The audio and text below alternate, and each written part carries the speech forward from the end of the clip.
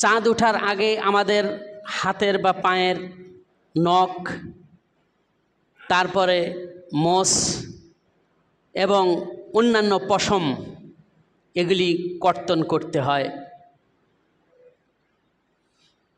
চাঁদ ওঠার পরে আর এগুলি কর্তন করা জায়েজ নয়। এর মর্মে আন উম্মে সালামাতা আন্না নবী সাল্লাল্লাহু আলাইহি ওয়াসাল্লাম قال, উম্মে সালমা থেকে বর্ণিত নবী সাল্লাল্লাহু আলাইহি ওয়াসাল্লাম বলেছেন, ইজা দাখালাতিল আশরু, যখন জিলহজের প্রথম 10 দিনে তোমরা প্রবেশ করো, জিলহজের 10 দিনে যখন তোমরা প্রবেশ করো, ও আরাদা আহাদুকুম, তোমাদের মধ্য থেকে কোনো আল্লাহর বান্দা ইচ্ছা পোষণ করে আইয়ুদাহিয়া, কুরবানি দেওয়ার, ফালা ইয়ামাসসা মিন শারিহি ওয়া বাশারিহি শাইআ, সে যেন তার শরীরের কোনো পশম এবং নখ, চুল, মাথার চুল, নাভির নিচের চুল, বগলের চুল, এগুলি যেন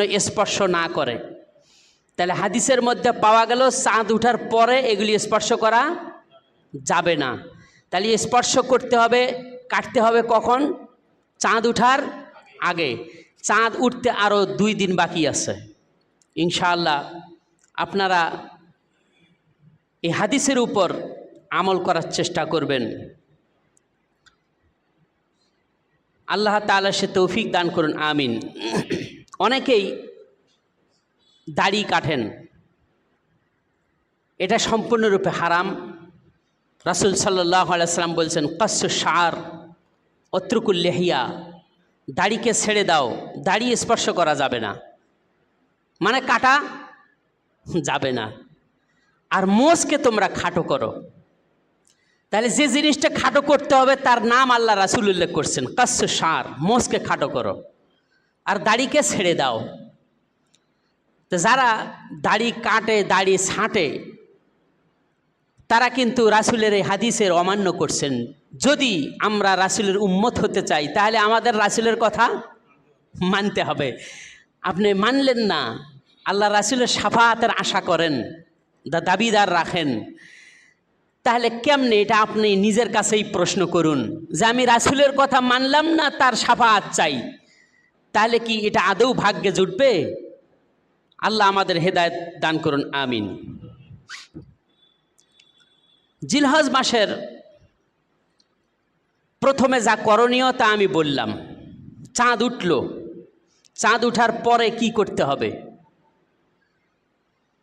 রাসূল সাল্লাল্লাহু আলাইহি ওয়াসাল্লামের উপর আল্লাহ পাক আয়াত নাজিল করে তিনি জানিয়ে দিলেন, ওয়াল ফজর, শপথ ফজরের।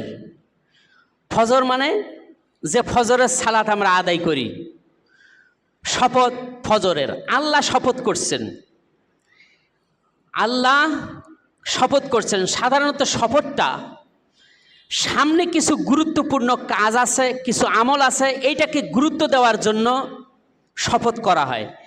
এজন্য আল্লাহ রাব্বুল আলামিন তিনি স্বয়ং শপথ করে বান্দার জন্য গুরুত্বপূর্ণ কিছু বিষয় উল্লেখ করবেন। মনে করেন কোনো একটা জিনিস যদি আমরা কারো কাছে বলি যে অমুক এই জিনিসটি এইরকম, ওইটাকে গুরুত্ব দেওয়ার জন্য আমরা শপথ করি, ঠিক কিনা কোন?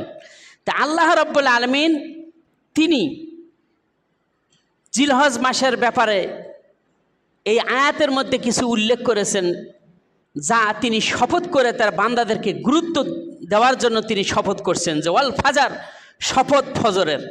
তাহলে ফজরের সালাতের শপথ। তাহলে ফজরের সালাত এমন একটা সালাত যেই সালাতে বান্দার আমলগুলি আল্লাহ রাব্বুল আলামিনের সামনে পেশ করা হয়। সুবহানাল্লাহ। এখন ফজর থেকে শুরু করে আসর পর্যন্ত যে আমল করা হলো, আসরের সময় এই আমল আল্লাহর কাছে পেশ করা হয়। আবার আসর থেকে শুরু করে ফজর পর্যন্ত যে আমল করা হয়, এই আমলগুলি আল্লাহ তাআলার কাছে পেশ করা হয়। তো সুতরাং ফজরের সালাতটা এতই গুরুত্বপূর্ণ সালাত। এরপরে বলা হচ্ছে ওয়ালায়ালিন আশার, 10 রাত্রের শপথ, ওয়াশাফি ওয়াল ওয়াতার, জোড়ের শপথ বেজোড়ের শপথ। 10 রাত্রের শপথ করা হলো, জোড়ের শপথ করা হলো, বেজোড়ের শপথ করা হলো। আন ইবনে আব্বাস রাদিয়াল্লাহু তাআলা আনহু, ইবনে আব্বাস তিনি রাইসুল মুফাসসিরিন, সমগ্র মুফাসসিরদের মধ্যে সর্বোৎকৃষ্ট মুফাসসির তিনি হলেন ইবনে আব্বাস রাদিয়াল্লাহু তাআলা আনহু। তিনি এই আয়াতের ব্যাখ্যা করতে গিয়ে তিনি বলছেন, ইন্নাল আশরা আশরুল আযহা, এই যে 10টা রাত্রের শপথ যা আল্লাহ করছেন, এটা হলো ঈদুল আযহা, অর্থাৎ জিলহজ মাসের প্রথম 10 রাত, প্রথম 10 রাত। ওয়াল ভিতির বলা হয়েছে, সেটা হলো ইয়ৌমা আরাফা, সৌদি আরবে যেদিন 9 জিলহজ আরাফার ময়দানে হাজিরা উপস্থিত হয়। 9 সংখ্যা জোড় না বেজোড়? বেজোড়। তাহলে আল্লাহ পাক তিনি বলছেন ওয়াল ভিতির, শপথ ভিতিরের। ইবনে আব্বাস এই আয়াতের ব্যাখ্যায় তিনি আনলেন আল ভিত্রু ইয়ৌমুল আরাফাতা, আরাফার দিবসের দিনটি। সুবহানাল্লাহ। ওয়াশাফি, শপথ জোড়ের। ইবনে আব্বাস রাদিয়াল্লাহু তাআলা আনহু তিনি বলছেন জোড় সংখ্যা হলো ইয়ৌমুন নাহার, সেটা হলো যেদিন কুরবানি দেওয়া হবে, 10 তারিখ। তাহলে 10 জোড় না বেজোড়? জোড়। দেখছেন, আপনি অঙ্ক মিলান, আপনাকে অঙ্ক জোড় বেজোড় শিক্ষা দিচ্ছে কোরআন। আপনি যা চান কোরআনে তাই পাবেন। সুবহানাল্লাহ। জোড় 2 থেকে শুরু হয়, ঠিক কিনা কোন? আর বেজোড় 0 বা 1 থেকে শুরু হয়। এই শিক্ষা দিচ্ছে। ইবনে আব্বাস রাদিয়াল্লাহু তাআলা আনহু তিনি বলছেন, আনি নবী সাল্লাল্লাহু আলাইহি ওয়াসাল্লাম, ইবনে আব্বাস রাদিয়াল্লাহু তাআলা আনহু নবী সাল্লাল্লাহু আলাইহি ওয়াসাল্লাম থেকে তিনি রওয়ায়াত করছেন, বর্ণনা করছেন, ক্বালা, আল্লাহ রাসূল বলেছেন, মাল আমালু ফি আইয়ামিল আশরি আফজালু মিনাল আমালি ফি হাজিহি। জিলহজ মাসের প্রথম 10 দিনের যে আমল, এই আমলের থেকে উত্তম, এই আমলের থেকে কল্যাণকর আমল আর নাই। জিলহজ মাসের প্রথম 10 দিনের যে আমল, এই আমলগুলি এত কল্যাণকর, এত উত্তম আর কোনো আমল হতে পারে না। এই কথাটা শোনার পরে রাসূল সাল্লাল্লাহু আলাইহি ওয়াসাল্লামকে সাহাবারা জিজ্ঞেস করলেন, ক্বালু, তারা বলল, ওয়ালাল জিহাদু, হে আল্লাহ রাসূল, আল্লাহর রাস্তায় যে জিহাদ করে, এই জিহাদও কি এত উত্তম নয়? এটাও তো একটা আমল, এটাও কি উত্তম নয়? ক্বালা, তখন আল্লাহ রাসূল বললেন, ওয়ালা, না, জিহাদও উত্তম নয়। ওয়ালাল জিহাদু, জিহাদও এর সমতুল্য নয়। ইল্লা, তবে হ্যাঁ, যে ব্যক্তি নিজের জান, নিজের মাল নিয়ে আল্লাহর রাস্তায় বের হয়েছে, নিজের জীবনকে কালিমার পতাকা উত্তোলন করবার জন্য নিজের জীবনকে বিলিয়ে দিচ্ছে, বদরে, ওহদে, এইরকম মোতার যুদ্ধে যারা দিয়েছে, এরকম যারা যুদ্ধ করে, শহীদ হওয়া তার নাম নয় যে প্রশংসা করবে আমি শহীদ, এটা মানুষ বলবে, এই নাম নয়। আল্লাহর সন্তুষ্টি, ইসলামের পতাকা উত্তোলনের জন্য কাফিরদের সাথে, মুশরিকদের সাথে, ইহুদিদের সাথে, খ্রিস্টানদের সাথে, এই রকম মুশরিক যত আছে বেঈমানদের সাথে যুদ্ধ জিহাদ করেছে। আল্লাহ রাসূল বলছেন, রাজুলুন খরাজা ইউখাতিরু বিনাফসিহি ওয়া মালিহি ওয়ালাম ইয়ারজি বিশাইইন, সে জিহাদের ময়দানে নিজের জান মাল নিয়ে চলে গেছে, ওই জান আর মাল নিয়ে আর পরিবারে ফিরে আসে নাই, আল্লাহর রাস্তায় শহীদ হয়ে গেছে, নিজের জীবনকে বিলিয়ে দিয়েছে। এই ব্যক্তির মর্যাদা অন্যরকম। সুবহানাল্লাহ। তাহলে এখানে জিহাদের থেকেও উত্তম বলা হয়েছে 9 জিলহজের আপনার প্রথম জিলহজ থেকে 10ই জিলহজের মধ্যে যে কাজগুলি আছে এগুলি অনেক উত্তম, অনেক উত্তম। পৃথিবীতে যত দিন রয়েছে, শুনুন ভালো করে, পৃথিবীতে যত দিন রয়েছে সমস্ত দিনের মধ্যে সর্বোৎকৃষ্ট দিন হচ্ছে, সমস্ত দিনের মধ্যে সর্বোৎকৃষ্ট দিন হচ্ছে জিলহজের প্রথম 10টা দিন, জিলহজ মাসের প্রথম 10 দিন। পৃথিবীতে যত রাত রয়েছে, পৃথিবীতে যত রাত রয়েছে সকল রাত্রের থেকে উত্তম রাত হচ্ছে রমজান মাসের শেষে যে বিজোড় রাত রয়েছে লাইলাতুল কদর। সুবহানাল্লাহ, সর্বোত্তম রাত হলো রমজান মাসে লাইলাতুল কদর। আর সর্বশ্রেষ্ঠ দিন সমূহের মধ্যে সর্বশ্রেষ্ঠ দিন হলো জিলহজ মাসের প্রথম 10 দিন। তাহলে এত শ্রেষ্ঠ কেন হলো আপনি একটুও জানতে চেষ্টা করবেন না? আমরা এখন সালাত আদায় করতেছি, জিলহজ মাসের প্রথম 10 দিনের মধ্যে সালাত আছে না? আছে, সালাত আছে, তাহাজ্জুদের সালাত আছে, নফল সিয়াম আছে, তসবিহ তাহলিল আছে, সুবহানাল্লাহ, আলহামদুলিল্লাহ, আল্লাহু আকবার এগুলি বলবে, সিয়াম পালন করবে।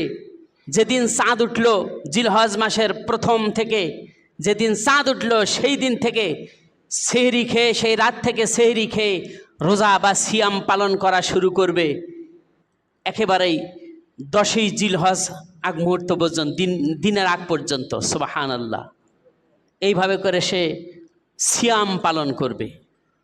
এই যে কাজগুলি দেখুন, আর একটা কাজ আছে, 9 জিলহজে আরাফার ময়দানে হাজিরা উপস্থিত হবে। সেই দিনটি কি? হজের দিন। এই হজের দিন কি জিলকদ মাসে আছে? হজের দিন কি মুহররমে আছে? হজের দিন কি রমজানে আছে? নাই। তাহলে সর্বোৎকৃষ্ট দিন হলো আরাফার দিন, হজের দিন। তাহলে এই জন্যই আল্লাহ পাক তিনি বলছেন ওয়ালায়ালিন আশার, শপথ 10টি রাত্রের, ওয়াশফঈ ওয়াল ওয়াতার, শপথ জোড়ের, শপথ বেজোড়ের। খেয়াল করবেন, সারা জীবন তো দুনিয়াদারির পিছে দৌড়াইলাম, টাকার পিছে দৌড়াইলাম, অর্থের পিছে দৌড়াইলাম, সংসারের পিছে দৌড়াইলাম, স্ত্রী যা চায়, সন্তান যা চায়, তাদের আবদার, তাদের বাসনা কামনা পূর্ণ করার চেষ্টা করলাম। হঠাৎ করে আপনার আমার কাছে মালাকুল মাউত এসে যাবে, আপনি পরকালীন কোনো সম্বল নিতে পারলেন না, কোনো সম্বল আপনার নাই, কোনো পাথিও আপনি নিতে পারলেন না।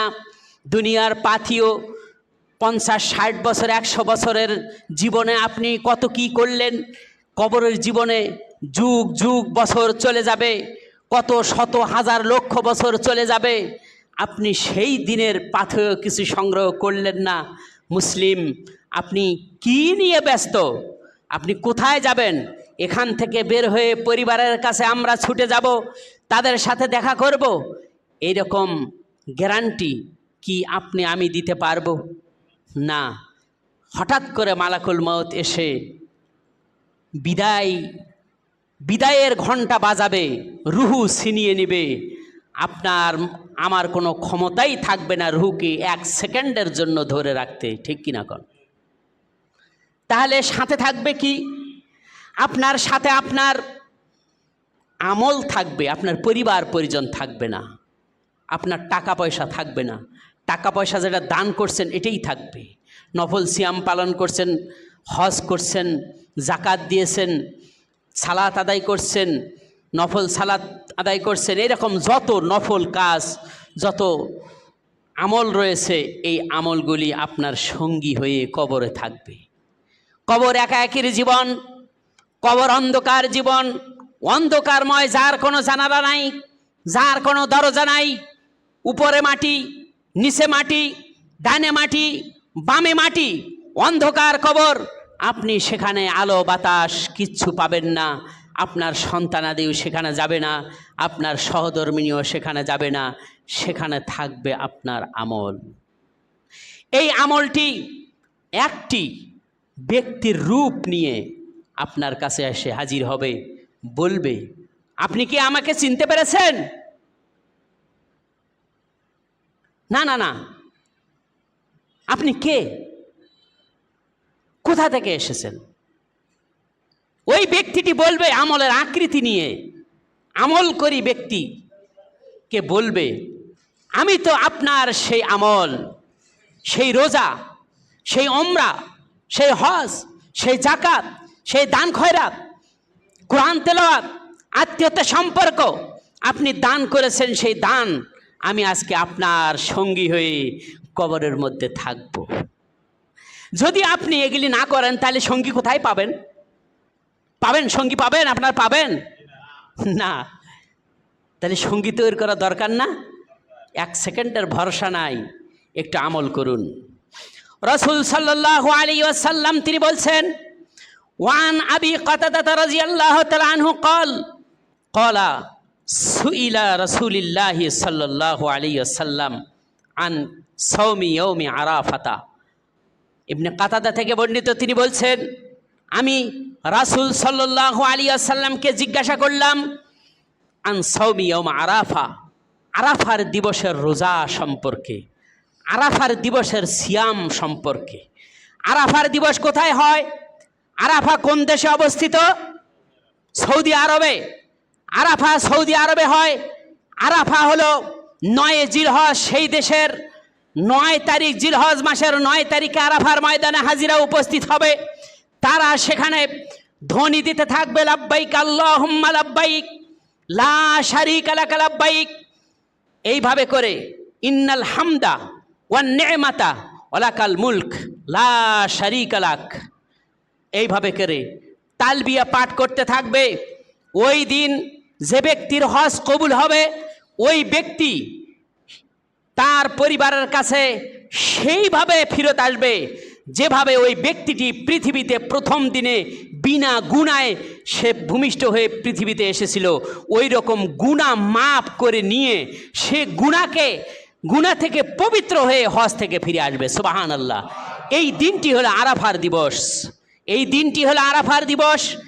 এই আরাফার দিবসে হাজিরা তারা শুধু লাব্বাইক আল্লাহুম্মা লাব্বাইক বলতে থাকবে, তারা কোনো সিয়াম পালন করবে না।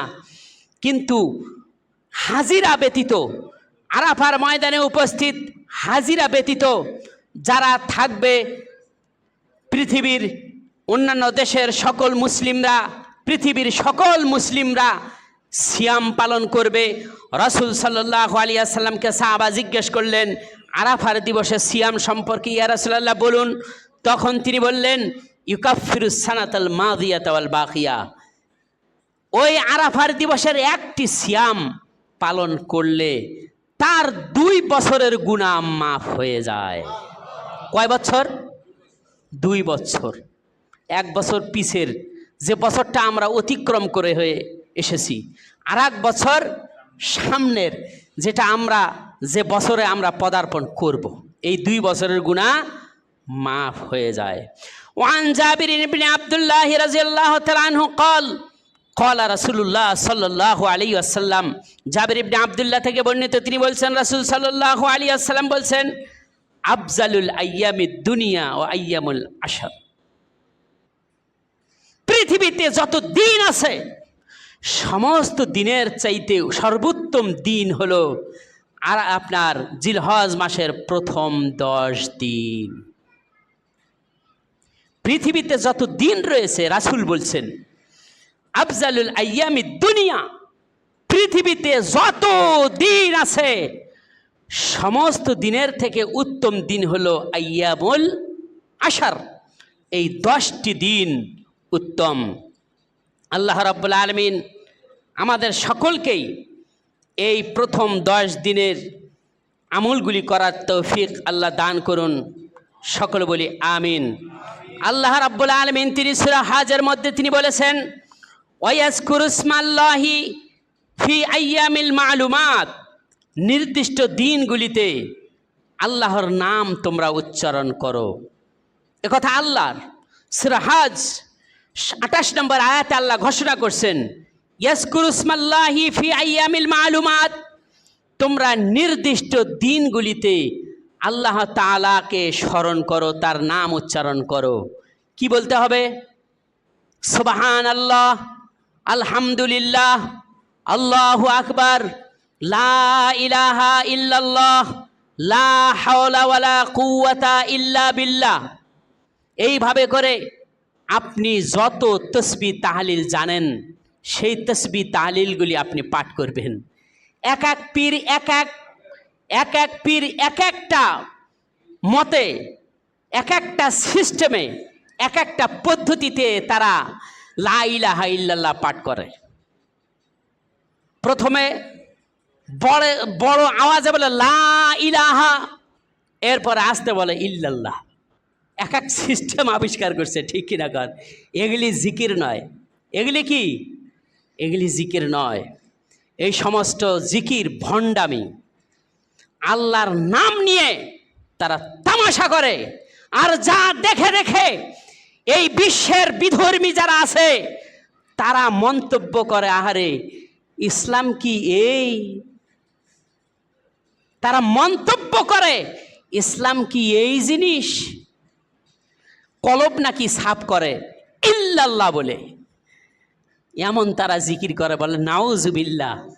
ইসলাম খেল তামাশার বিষয় নয়।